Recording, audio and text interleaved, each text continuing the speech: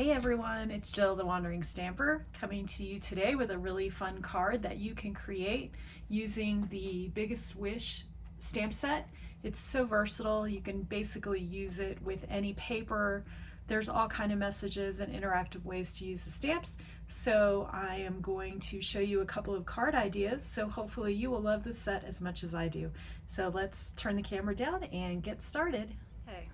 So this is the Biggest Wish. It's a photopolymer stamp set, and I love that it has block words and then it also has them in cursive, plus you have this little decorative stamp as well. So you can use these for whatever look that you like. And they're nice and bold. They are photopolymer, so you want to just put a little mat underneath, and I'll show you how I do that. But we are going to use that to create a card today. And I've decided to use some of my inked Botanicals paper. I love this paper. It's just gorgeous, and I like the color so much. So we are going to use the Lost Lagoon and the inked Botanicals paper. So I've chosen these two colors. I feel like they go really well. You could actually even use the flip side because you know how our paper is double-sided, but I really like this color combo here, so we're going to use that. And then we also need some Whisper White cardstock. We're going to embellish with a little bit of Calypso Coral ribbon to bring in all the colors. I'm also going to be using some iridescent pastel rhinestones to pull in the colors as well. So that's one of the beautiful things about Stampin' Up! Is everything's color coordinated. So we have embellishments, paper, and we'll be using some inks, and they all match. I just love that. And then we're going to be die cutting a few pieces as well. So everything works together, everything's beautifully color coordinated, and it makes you look like a card making pro. So let's get started.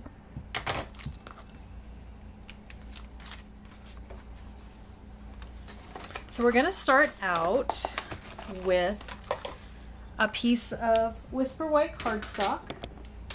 To get my paper cutter out and double check this.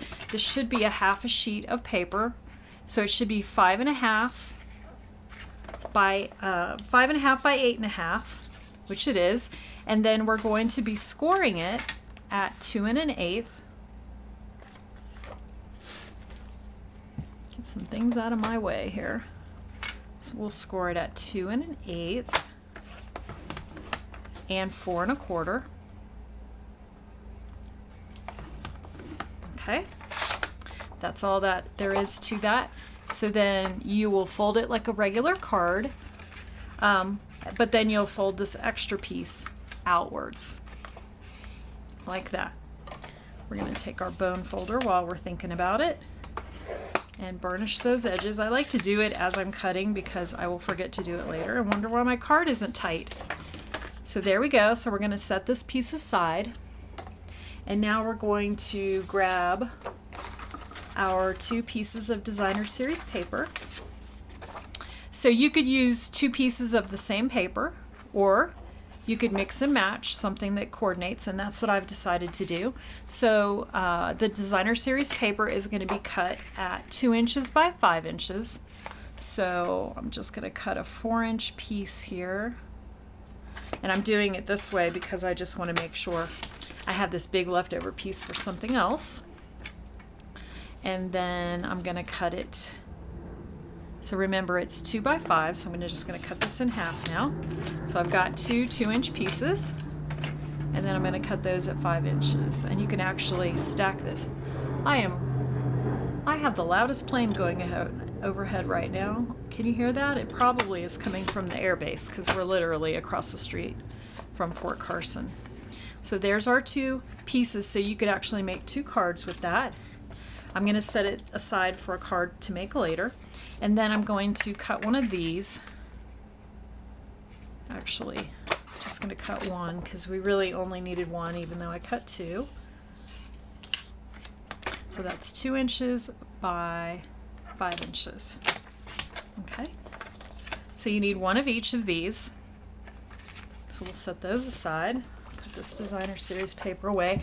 And a little trick I like to do is I like to keep all my scraps in the package with the paper, because then when I'm working I can just look and see if I have a scrap that's the right size, and then I don't have to cut into something if I already have a piece that I can use. So I'm taking a scrap of Lost Lagoon, which is one of the colors in the paper, and this is going to be 2 1/4 inches by 5 1/4 inches. So we are definitely long enough on this scrap, so I'm going to cut this to 5 1/4, and then 2 1/4, 2 1/4. Do I have 2 1/4? I do not. All right, so we'll get another piece of paper. Cut this 2 1/4.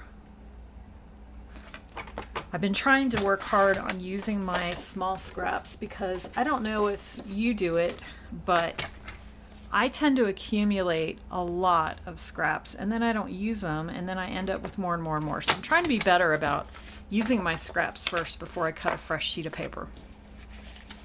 All right, so we have one piece that's going to layer here, and then one piece will layer on here. So we're going to set those two aside.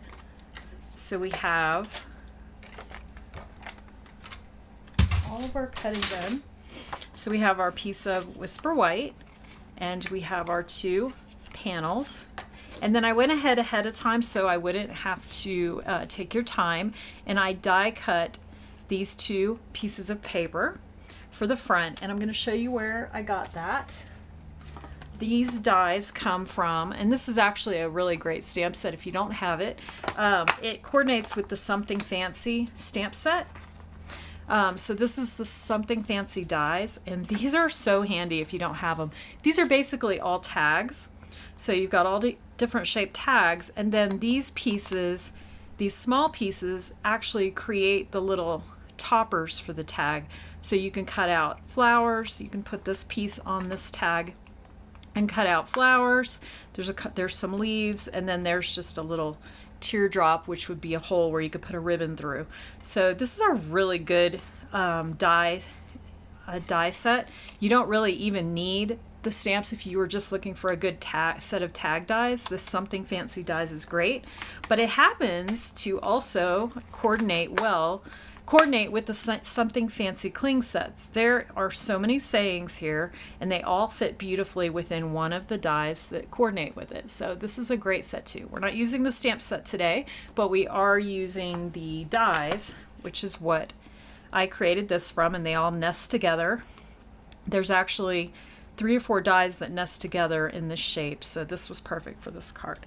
So now that we've got everything cut, we're going to start assembling. So the first thing I'm going to do is grab my silicone mat, my silicone craft sheet. So I'm going to go ahead and adhere these layers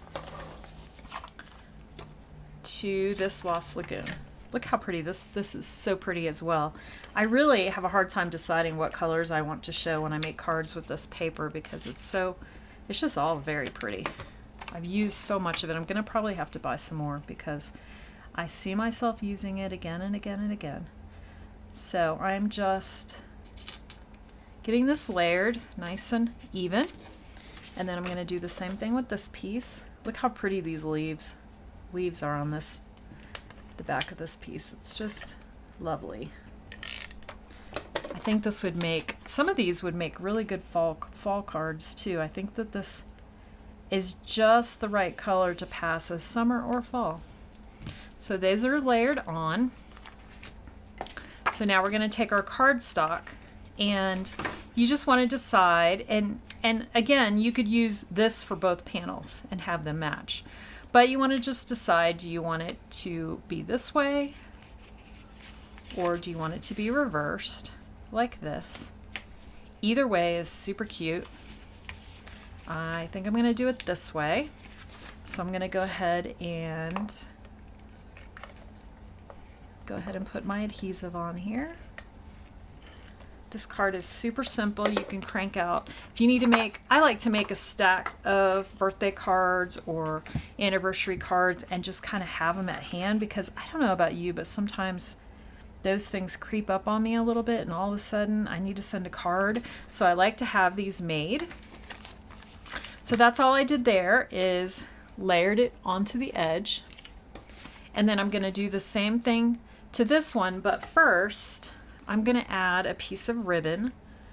I thought this ribbon was really pretty, and there's Calypso coral in the flowers, so I'm going to add it on, and all I'm doing is tying a little bow. I'm actually, I think, going to tie a knot and then tie a bow.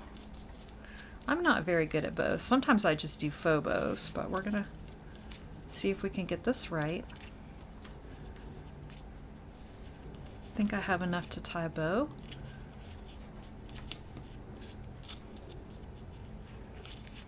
If not, we do it again, right? Okay, that works. So there's my little bow, and you can adjust it to whatever height you need. I'm going to make my ends a little smaller. Sometimes making the bow is the hardest part of a card. And then I'll just give these ends a little trim so they're not too long. There we go. So there's our little bow. Put this aside. All right, so now that the bow's on there, I'm going to go ahead and put some adhesive. Now you want to be mindful that this piece will hang off the edge of the card a little bit. So when you put your adhesive on, you only want to put it about 3/4 of the way across the card. So I just kind of figure out which is the back of my card. I'm actually going to take this off and put it back on. And then I just go just 3/4 of the way. I don't go all the way across, because you don't want that adhesive to be on this edge that's going to stick out.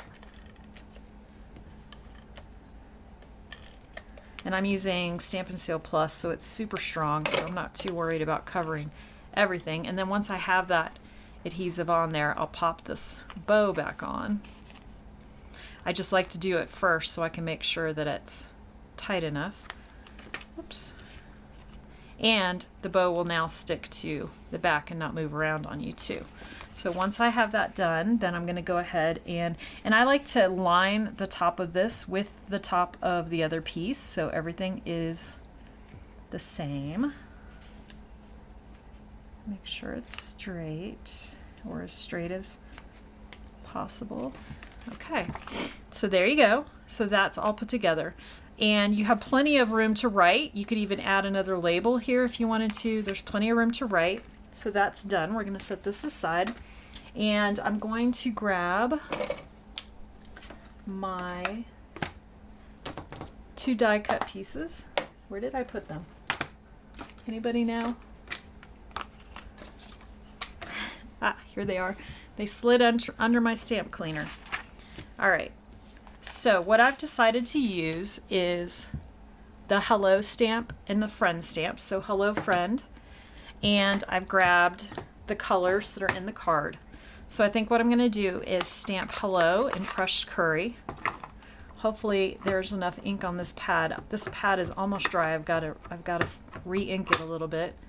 It's getting a little bit dry. So I'm going to line up hello in the top corner. I'm going to have to get out of your screen a little bit. Give it a good press. Oh, look at that. That's not going to work for me. I'm going to flip it over. This is what happens, my friends, when your stamps get dry. I've got to ink that up afterwards. Okay, we're going to try this again. All right, much better. Clean that off right off camera. And now I'm going to close up our crushed curry and grab our Lost Lagoon. Now this is a brand new stamp, so this one's nice and juicy, and I'm going to ink up friend. And what I'm going to do is kind of overlap them a little bit. Makes it fun that way. So there you go. Super cute, super easy, right?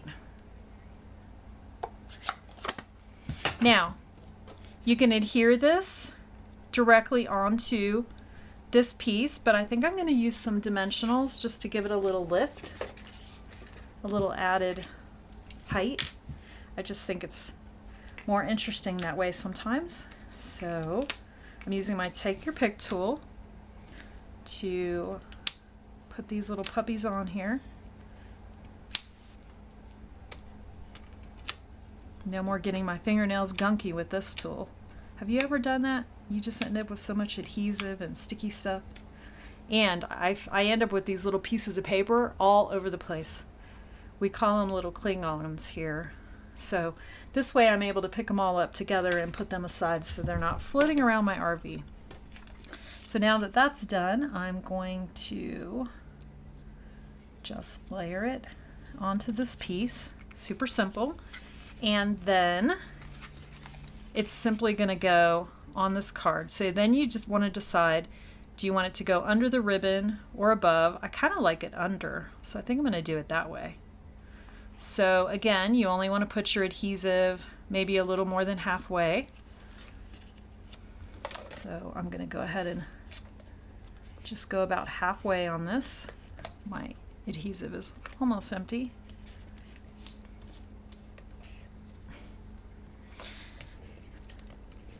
There we go. Sometimes when it gets almost empty, it gets a little bit temperamental. And it seems like it almost gets empty every time I do a video. I don't know why that is.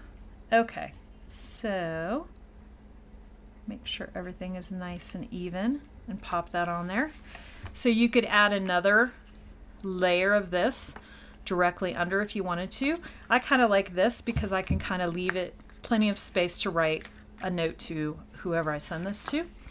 But we want to make sure we add some bling, and I love this bling. This is the iridescent pastel gems, and this calypso coral just matches so pretty. So we're going to put a few of those on there. I'm going to use a big one and two little ones like that. It also has this really pretty iridescent, which would look nice. I mean, any of these colors, this, because they pull in so many colors when they glimmer, so any of these would work. But these are super pretty. So there's our card. Very minimal stamping, but who wouldn't love to get this in the mail? It's bright and shiny, it's happy, and plenty of room to write on. Let me show you another one that I created.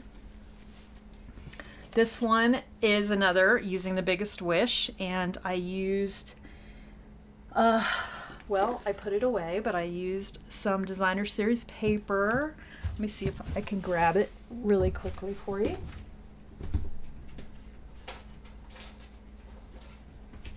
Yes.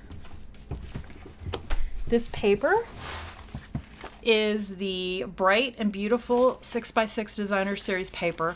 Very bright and happy. It's very vibrant. The fronts and, you know, double-sided, so the fronts and the back have just so many happy little patterns. So that's what I used to create this card. And then I used the radiating dies to cut this piece out. I didn't do any layering, just used radiating dies.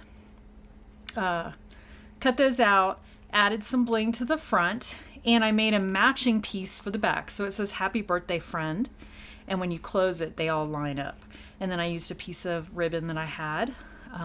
So came out super cute, and it makes a great birthday card. And then the last card, I decided to use some retired paper that I haven't been able to part with because I love it so much, because it's all so shiny. So I went ahead and used that to create this card here, and it says thanks. And I used all three of the dies to layer. So I added some gold paper in between this white and this Night of Navy to pull in the gold that's on this paper. Super cute. So this is a great idea if you have some retired paper that you haven't been able to part with, but you haven't used it yet. This doesn't take very much paper, so it's great for scraps. So there's a great example to use your old paper especially if you want to make some room for new. Make up a bunch of these cards and use up that paper. So here's 3 different designs, 3 different sayings, a super simple folded card that anyone's going to love. Just add some embellishments. You can whip these out quickly. So I hope you like this card. I will have a link below to my online website, wanderingstamper.com, where you can get all of the details on these cards. If you enjoyed this video, please give me a like and please subscribe. I post a video every week so that you can learn to do all these fun cards just like I do. I hope you have a wonderful day, and I hope you have a chance to get crafty.